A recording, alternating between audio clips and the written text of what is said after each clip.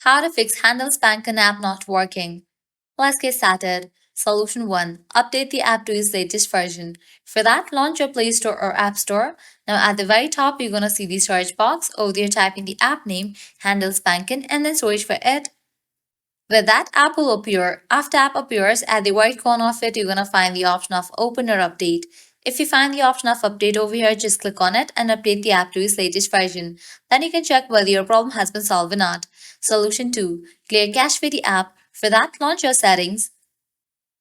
Now scroll down, navigate to the option of General, here over to the option of iPhone storage. Make sure you have enough storage in your device. If not, you can delete the unused apps. Likewise, find the app Handelsbanken. After you find it, open it. Then click on Offload app. Click on Offload app. Offloading app clears cache for the app. Now click on Reinstall app.